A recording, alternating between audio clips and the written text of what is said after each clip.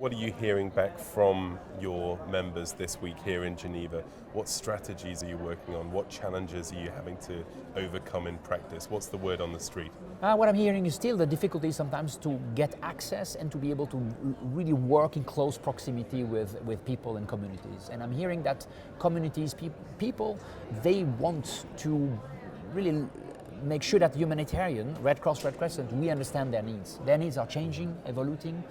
Their coping mechanism also. So there is really an issue, how do you get really sure that you understand what's happening, and there is nothing better than to stay closely related with them. So the issue of access, proximity is a huge one. Getting access, getting the ability to work in close proximity with the community affected by war. Right now there is a lot of war around the world, a lot of violence. Are we able, and we want to be able, are we able to secure a close proximity with people, trying to understand their needs and the coping mechanism? That's a very critical one. I know change is a bit the buzzword, but fast change is the new normal.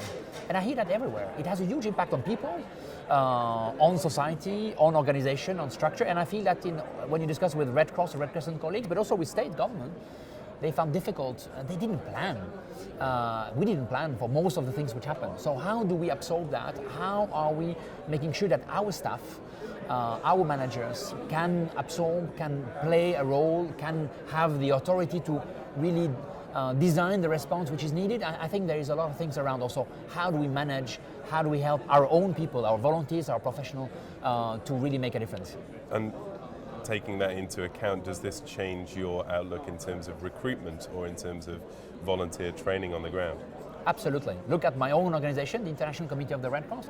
Over the last 10 years, we had to go through a radical diversity of both, I would say, competence, but also in terms of nationality, culture, because the world called for that. I mean, the time where you would come from one country going to another country and somewhat provide aid as it was, this time is over. You have to stay, you have to be closely connected.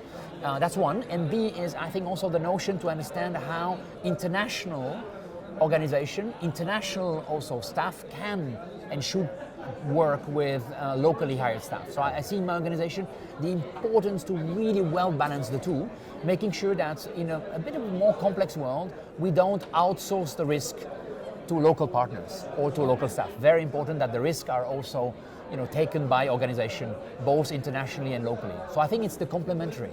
I'm really looking for a dynamic balance between international and national.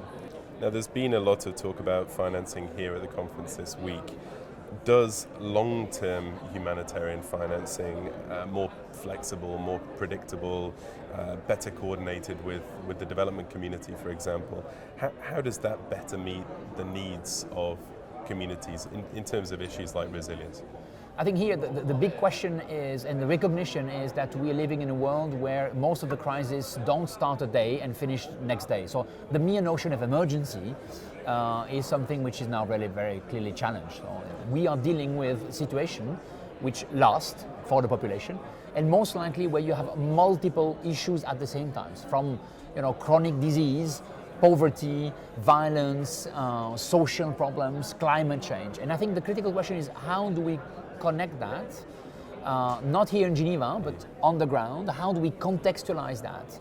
And here, yes, the model of financing, the model of reporting back also, the model of accountability need to take that into account. Yes.